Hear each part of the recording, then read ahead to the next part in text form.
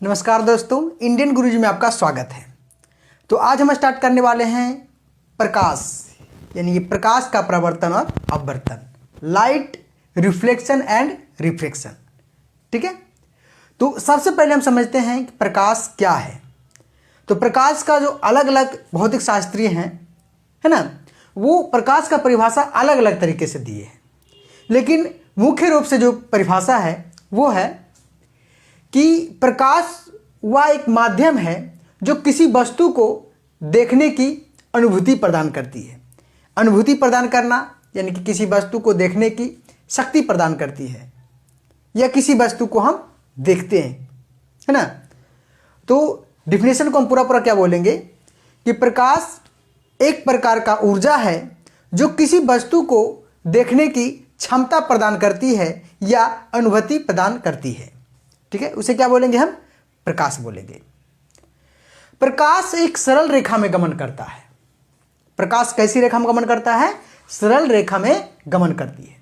प्रकाश की जितनी भी किरणें होती है, प्रकाश के जितने भी किरणें होते सभी किरणें एक सरल रेखा में सीधा चला करता है, सीधा, एक दूसरे को क्रॉस नहीं करता है, एक दूसरे को काटता नहीं है।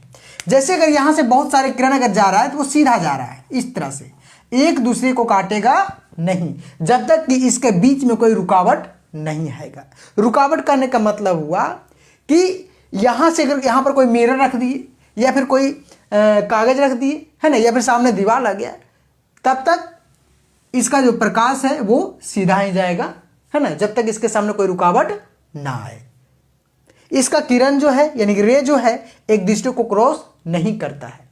यानी प्रकाश का किरण जब एक सीधी रेखा में गमन करती है, जब सीधा रेखा में गमन करता है, उसी को कहा जाता है प्रकाश का ऋजु रेखीय सिद्धांत, है ना। प्रकाश का सरल ऋजु रेखीय सिद्धांत कहा जाता है किसको? जब प्रकाश एक सीधी रेखा में गमन करता है। तो कोई वस्तु हमें कैसे दिखाई देता है ना, कोई वस्तु जो है प्रकाश के माध्यम से कैसे दिखाई देता है? कहने का मतलब मैंने तो परिभाषा बोल दिया कि किसी वस्तु को देखने की शक्ति प्रदान करती है कौन? प्रकाश। तो प्रकाश जो है किसी वस्तु को देखने की क्षमता प्रदान करती है, अनुभूति प्रदान करती है, वो आखिर कैसे? तो सबसे पहले समझेंगे कि प्रकाश के पास तो अपना कोई आँख के पास तो अपना कोई प्रकाश है नहीं। तो जब कोई प्रकाश किसी वस्तु पर टकराता है ना, किसी वस्तु पर पड़ता है और बस उस वस्तु का प्रतिबिंब हमारे नेत्र पर बनता है ना, आंख के कहाँ? रेटिना पर, आंख के रेटिना पर। अगर क्वेश्चन पूछ दे कि किसी वस्तु का प्रतिबिंब हमारे आंख के किस भाग पर बनता है, तो कह सकते हैं कि आंख के किस भाग पर? रेटिना भाग पर बनता है। कहाँ बनता है? रेटिना पर बनता है। तो रेटिना पर उसका प्रतिबिंब बनता है तो वह वस्तु हमें दिखाई देता है। ठीक है, और जितना भाग में, एक बात और देना है कि जितना भाग में प्रकाश पड़ेगा उतना भाग ही दिखाई देगा हमें। ठीक है, जिसे एक बात समझ लेते हैं, चंद्रमा का दोनों भाग हम एक बार में नहीं देख सकते हैं। चंद्रमा का एक भाग जो है, दोनों भाग जो है एक बार में नहीं देख पाते। क्यों? क्योंकि सूर्य का जो प्रकाश है उसका एक ही भाग पर पड़ता है। चंद्रमा के पास तो अपना प्रकाश है नहीं, तो सूर्य के प्रकाश से हम चंद्रमा को देख पाते हैं। सूर्य का प्रकाश पहले कहाँ जाता है? चंद्रमा पर जाता है, और चंद्रमा पर से प्रकाश हमारे आंख पे पड़ती है। लेकिन चंद्रमा का जितना भाग पर प्रकाश जाता है उतना भाग का प्रतिबिंब हमारे आंख पर बनती है, वह तब हमें जाके चंद्रमा दिखाई देता है। तो इससे तो साफ साफ पता चल गया कि सिर्फ अगर हमारे पास आंख है तो भी किसी वस्तु को नहीं देख पाएंगे, और हमारे पास सिर्फ अगर प्रकाश है तो भी उस वस्तु को हम नहीं देख पाएंगे। अन्यथा कि प्रकाश को, है ना, अर्थात यानी किसी वस्तु को देखने के लिए दोनों चीज अति आवश्यक है, आंख और प्रकाश, है ना। यानी कि एक दूसरे के बिना दोनों क्या है? अधूरा है। तो प्रकाश का संबंध आंख से। और एक बात और ध्यान देना है कि प्रकाश खुद अदृश्य होता है। अदृश्य मतलब समझते हो? प्रकाश को हम देख नहीं सकते हैं, लेकिन वो किसी वस्तु को दृश्यमान बनाता है। दृश्यमान मतलब क्या? किसी वस्तु को देखने के लायक बना देता है, दिखने के लायक, ताकि वो वस्तु दिखे। किससे? प्रकाश से, है ना। प्रकाश खुद दृश्यमान है। अदृश्यमान मतलब क्या? वो उसके पास यानी कि वो दिखता नहीं है। अगर कैसे कह सकते हैं प्रकाश नहीं दिखता? एक चीज ध्यान देना कि कोई अंतरिक्ष यात्री अगर आसमान में जाता है, अंतरिक्ष यात्री, तो अंतरिक्ष में क्या होता है? अंतरिक्ष में पूरा काला दिखाई देता है, हर तरफ काला दिखाई देता है। तो काला दिखाई देने का कारण क्या है? प्रकाश आखिर आया है हमारे पास, अगर पृथ्वी पर प्रकाश अगर पहुंच रहा है सूर्य का, तो अंतरिक्ष से ही आ रहा है ना। जब अंतरिक्ष से आ रहा है तो बीच में तो प्रकाश नहीं दिखाई दे रहा है। कारण क्या है? क्योंकि प्रकाश खुद अदृश्य है। यहां पर कैसे दिखाई देता है? यहां पर भी तो प्रकाश नहीं दिखाई दे रहा है ना। जब भी देख रहे हैं तो सामने कुछ वस्तु दिखाई दे रहा है, प्रकाश कहां दिखा रहा है? उसके द्वारा, प्रकाश के द्वारा हम किसी वस्तु को देख लेते हैं, है ना। तो अंतरिक्ष काला दिखाई देने का कारण यह होता है कि अंतरिक्ष में धूल कण नहीं होता है ना। धूल कण नहीं होता है। धूल कण नहीं होने के कारण ही अंतरिक्ष हमें काला दिखाई देता है। किसी तरह के वहां पर, अंतरिक्ष मतलब क्या होता है? अंतरिक्ष, रिक्ष मतलब किसी तरह की वस्तु, किसी तरह का धूल कण, वातावरण, किसी तरह का कुछ वहां है ही नहीं। इसीलिए वहां क्या होता है? अंतरिक्ष काला दिखाई देता है। ठीक है, चलो यहां तक समझ लिए कि प्रकाश अदृश्य है, फिर भी वो किसी वस्तु को देखने के लायक बनाता है, दृश्यमान बनाता है। ठीक है, तो प्रकाश हमेशा सीधी रेखा में गमन करती है, सीधी रेखा में गमन करती है। इसलिए इसे कहा जाता है प्रकाश का ऋजु रेखीय सिद्धांत। क्या कहा जाता है? प्रकाश का ऋजु रेखीय सिद्धांत। यहां तक समझ लिए।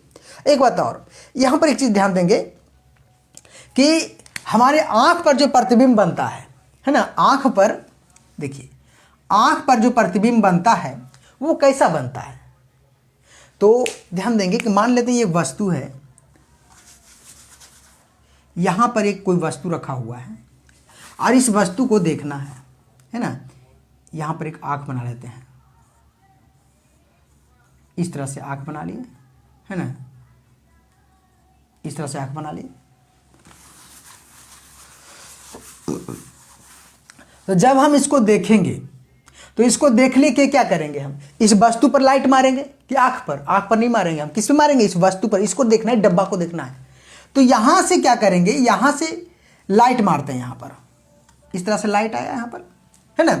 लाइट यहां से टकरा कर, सॉरी इस तरह से नहीं, ऐसे करते हैं, लाइट यहां से टकरा कर यहां पे आएगा, इस तरह से रे का निशान दो इधर, यानी कि यहां से जो है प्रकाश, ये रह गया हमारे पास प्रकाश स्रोत। क्या है ये? प्रकाश स्रोत। जिससे प्रकाश निकलता है उसे क्या कहते हैं? प्रकाश स्रोत। ये रहा प्रकाश स्रोत। यहां से प्रकाश निकला और इस वस्तु पर पड़ा, इस वस्तु पर पड़ा और टकरा कर कहां गया? हमारे आंख पर। हमारे आंख पर जितना क्षेत्र में, इतना क्षेत्र में अगर प्रकाश पड़ा तो इतना क्षेत्र का जो है प्रतिबिंब हमारे आंख पर बनेगा, यहां पर बनेगा, इस आंख पर बनेगा। और इतना क्षेत्र का प्रतिबिंब आंख पर बन गया। आंख पर किस भाग में? रेटिना पर बना। कहां पर बनता है? रेटिना पर बनता है। और रेटिना पर अगर प्रतिबिंब बनता है तो कैसा प्रतिबिंब बनता है? एक चीज ध्यान देना कि रेटिना पर हमेशा प्रतिबिंब कैसा बनता है? वास्तविक, वास्तविक और उल्टा बनता है। ध्यान देना, यानी कि रेटिना पर जो प्रतिबिंब बनता है कैसा बनता है? वास्तविक और उल्टा बनता है। अब बात रहा कि हमारे आंख पर जो प्रतिबिंब बना हुआ उल्टा बना, तो आखिर वो सीधा कैसे दिखाई देता है? दे देना, किसी वस्तु का प्रतिबिंब हमारे आंख में किस भाग में? रेटिना पर। आंख में रेटिना एक भाग होता है, आंख का एक भाग है रेटिना। रेटिना पर जब प्रतिबिंब बनता है तो कैसा प्रतिबिंब बनता है? ये भी क्वेश्चन है। तो वो जो प्रतिबिंब बनता है, वास्तविक प्रतिबिंब कैसा होता है? वास्तविक प्रतिबिंब होता है, लेकिन वह उल्टा बनता है। अब बात रहा, जब वह प्रतिबिंब उल्टा बन रहा है हमारी आंख पर, तो वो वस्तु हमें सीधा क्यों प्रतीत होता है?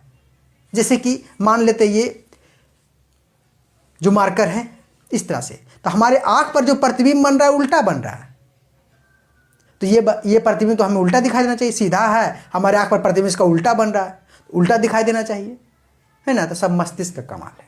मस्तिष्क यानी दिमाग क्या करता है कि मान लेते हैं यहां पर देखो, सबसे पहले ये जो ये कोई वस्तु है, ठीक है, इस तरह से हम ले लेते हैं, मार्कर को ही ले लेते हैं, ये मार्कर है, ठीक है, इस तरह से कुछ, ये मार्कर है, ठीक है, ये मार्कर है।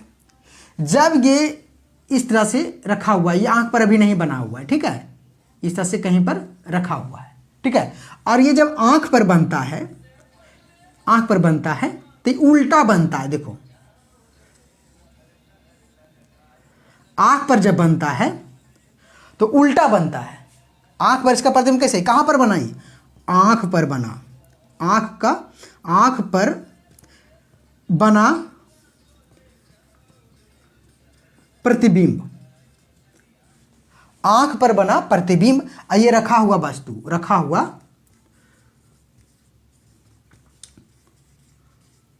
वस्तु। तो आंख पर कहां बना? रेटिना पर बना, है ना, हमेशा बार बार रेटिना नहीं, आंख पर बना मतलब रेटिना पर बना, ध्यान देना। आंख पर बना प्रतिबिंब, कैसा बना? उल्टा बना। अब मस्तिष्क क्या करेगा? मस्तिष्क इसको उलट के दिखाएगा, समझ रहा है? इसको क्या करेगा? उलट के दिखाएगा, इसको उलट देगा तुरंत, इसको क्या कर देगा? उलट देगा।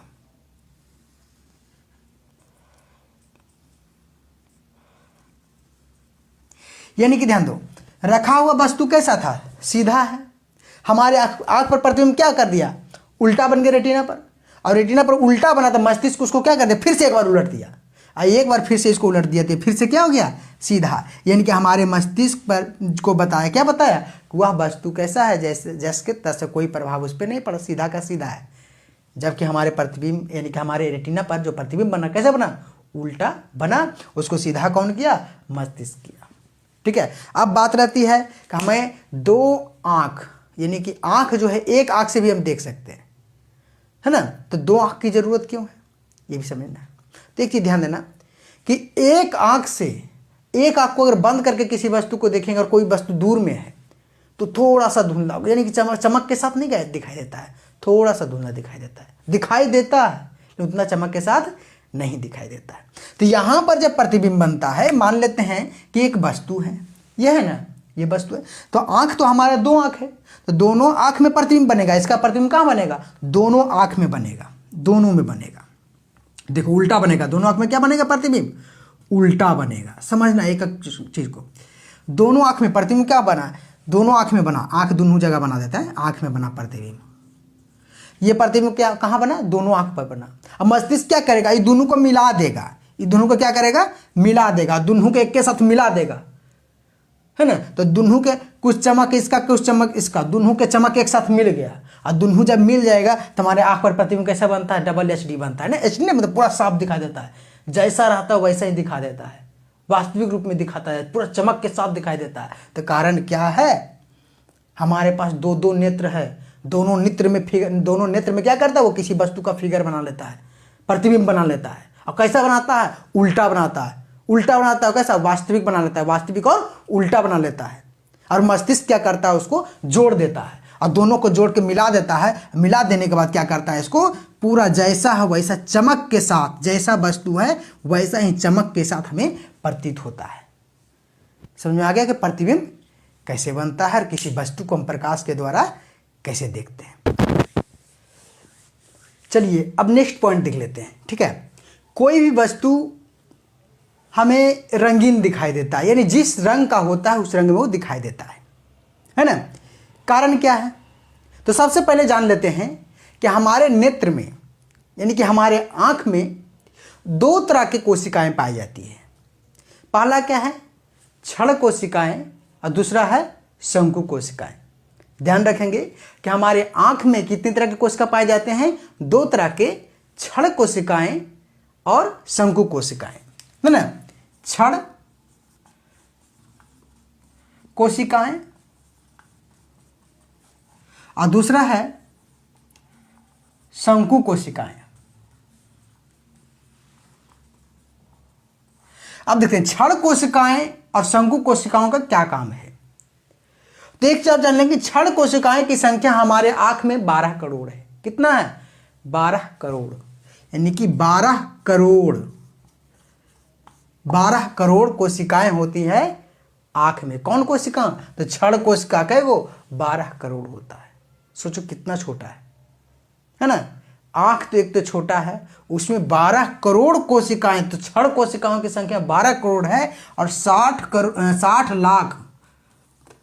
लाख है शंकु कोशिकाएं की संख्या। अब बात आ रहा है कि आंख में एगो दूगो नया चीज आ गया ना, तो दोनों के काम देखो क्या होता है। तो सबसे पहले जान लेते हैं कि क्षण कोशिकाओं का काम क्या है। तो क्षण कोशिकाएं जो है, प्रकाश की तीव्रता जो होता है उसको ऑब्जर्व करती है, उसको अवशोष क्या करता है? वो ऑब्जर्व करता है ना, अवशोषित करता है। कहने का मतलब हुआ कि प्रकाश कम है या ज्यादा, समझ में आ रहा है? अगर ज्यादा भी प्रकाश रहता है तो उस वस्तु को हम कैसे देखेंगे, है ना। उसके प्रकाश को अवशोषित करता है कौन? क्षण कोशिका, है ना, कम या ज़्यादा। कभी कभी देखते हो कि जिसका क्षण कोशिकाएं कम की कमी होती है, क्षण कोशिकाएं की कमी के कारण किसी व्यक्ति में देखते हो कि ज़्यादा प्रकाश यानी ज़्यादा धूप यानी सूर्य के प्रकाश को या फिर ज़्यादा अगर लाइट बढ़ा दें तो उसके जो प्रकाश को वो सहन नहीं कर पाता है, जिसके कारण आँख को मिलाता है, आँख मीचता है, ज़्यादा देर तक वो प्रकाश में नहीं रह पाता है। तो कारण क्या होता है कि उसके आँख में जो है क्षण कोशिकाओं की संख्या कम होती है, तब ये बीमारी हो सकता है, ज़्यादा प्रकाश को वो सहन नहीं कर पाता है। तो क्षण कोशिका का काम क्या हो गया? प्रकाश को ऑब्जर्व करना, प्रकाश को अवशोषित करना। ठीक है, अब देख लेते हैं शंकु कोशिकाओं का क्या काम है। शंकु कोशिकाएं जो है वो रंग को डिसाइड करता है। शंकु कोशिकाएं क्या करता है? रंग को अवशोषित करता है, रंग को ऑब्जर्व करता है, बताता है कि वह कौन सा कलर का है। तो शंकु कोशिकाएं जो होते हैं मानव नेत्र में जो है 7 होते हैं। शंकु कोशिकाएं कितने होते हैं? 7 होते हैं। लगभग जीवों में जो नेत्र होते हैं उसमें 7 ही कोशिकाएं पाई जाती है। लेकिन एक बात ध्यान देना कि 7 कोशिकाएं, 7 रंग का कोशिका, ध्यान देना।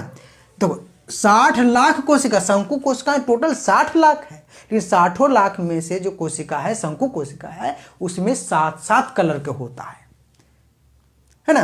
और 7 कलर जब है तो सब जितना भी जीव है सब में 7 कलर पाया जाता है, सब में, है ना, 7 कलर के शंकु पाए जाते हैं। लेकिन किसी किसी जीव में जो होता है, किसी किसी जीव यानी कि जानवर की बात करते हैं या इंसान की, तो किसी किसी जीव में क्या होता है कि शंकु कोशिकाओं का जो कलर की संख्या है किसी में अधिक होता है और किसी में कम होता है, किसी में अधिक और किसी में कम।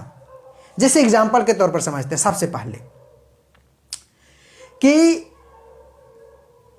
मुर्गी यानी कि मुर्गा कहते हैं, है ना, मुर्गा या मुर्गी जो भी हो, उसकी आंख में जो है लाल रंग की शंकु अधिक पाया जाता है ना, लाल रंग की शंकु अधिक पाया जाता है, जिसके कारण सूरज की लालिमा जो है उसे सबसे पहले दिखाई देता है। सूरज को उगने से पहले सूरज की लालिमा मुर्गा को पता चल जाता है। मुर्गा या मुर्गी कुछ भी हो, ऐसा नहीं कि मुर्गा बोलना मुर्गी को नहीं, ऐसा कमेंट में नहीं लिखना है कि मुर्गा को सिर्फ देखना। तो मुर्गा मुर्गी दोनों के जो आंख के जो कोशिका होता है शंकु कोशिका, उसमें जो है लाल रंग की कोशिकाएं अधिक पाई जाती है, जिसके कारण सूरज की लालिमा सबसे पहले उसे दिखाई दे देता है, जिसके कारण वो सुबह में सबसे पहले सूरज को निकलने से पहले ही बांग दे देता है। सूरज को निकलने से पहले क्या करता है? वो बांग दे देता है, बोल देता है। पहले के ज़माने का वो क्या कहलाता? अलार्म कहलाता था। सबसे पहले मुर्गा मुर्गी उठ जाता था, है ना, बोलने लगता था, बांग दे देता था। मुर्गा यानी बोलना मतलब बांग दे देता था सुबह समय सबसे पहले। तो कारण क्या था कि सूर्य की लालिमा उसे पहले दिख जाता था, उसे लगता था मॉर्निंग सुबह हो गया, जिसके कारण वो बोलने लगता था। तो इससे क्या पता चला कि मुर्गा में जो है किसका कोशिका? लाल रंग की कोशिका अधिक पाया जाता था। ठीक है, और एक बात बताता है, जिसके आंख में जिस रंग की कमी होती है उस रंग का बीमारी होता है ना। किसी के आंख में अगर कोई वस्तु, है ना, कोई व्यक्ति है और उसे उस रंग का वस्तु अगर नहीं दिखाई दे रहा है, और कोई व्यक्ति उसको लाल रंग की वस्तु नहीं दिखाई दे रहा है, या फिर किसी व्यक्ति को हरा रंग की वस्तु अगर नहीं दिखाई दे रहा है, तो उसे भी क्या है? कोई रोग है, जिसे हम इंग्लिश में बोलते हैं कलर ब्लाइंडनेस, या हिंदी में बोलते हैं वर्णांधता रोग। वर्ण मतलब किसी तरह के रंग, वर्णांधता रोग, कलर ब्लाइंडनेस। कलर ब्लाइंडनेस सबसे पहले जो है परमाणु के जनक जॉन डाल्टन को देखा गया था। दुनिया में सबसे पहले, है ना, दुनिया में सबसे पहले अगर पूछा जाए तो कलर ब्लाइंडनेस यानी वर्णांधता का रोग सबसे पहले किन्हें हुआ था? तो जॉन डाल्टन को सबसे पहले हुआ था। जॉन डाल्टन जी को, यानी कि परमाणु के जनक है ना, परमाणु के जनक, परमाणु को खोजकर्ता, जिन्होंने परमाणु का खोज किया, उनके आंख में लाल रंग की कोशिकाएं कम थी। लाल रंग की कोशिकाएं कम क्या, लाल रंग की कोशिकाएं उनकी आंख में थी नहीं, इसीलिए उन्हें लाल रंग की वस्तु दिखाई नहीं देता था। लाल रंग का कोई भी चीज रहता था तो उन्हें दिखाई नहीं देता था। यानी कलर ब्लाइंडनेस सबसे पहले किन्हें था? जॉन डाल्टन का था। तो इस तरह के रोग सबको नहीं होता है, यानी कि लाख में एक आध को हो सकता है ना, बहुत कम रोग। ये जो बीमारी है बहुत कम लोगों को है, कलर ब्लाइंडनेस। ठीक है, तो क्षण कोशिकाएं और शंकु कोशिकाएं के बारे में तो समझ लिए, है ना। तो आज का टॉपिक हम यहीं तक रहने देते हैं। नेक्स्ट हम देख लेंगे कि अगले टॉपिक में क्या देखेंगे, यानी कि अगले लेक्चर में थोड़ा सा और बचा हुआ है मधुमक्खी के बारे में देख लेंगे, है ना। मधुमक्खी के आँख में पराबैंगनी बैगनी कलर की जो कसंको होता है वो अधिक पाया जाता है, ठीक है। इसके बारे में हम नेक्स्ट क्लास में देखेंगे। आज तक यही इतना ही रह देते हैं। Thank you.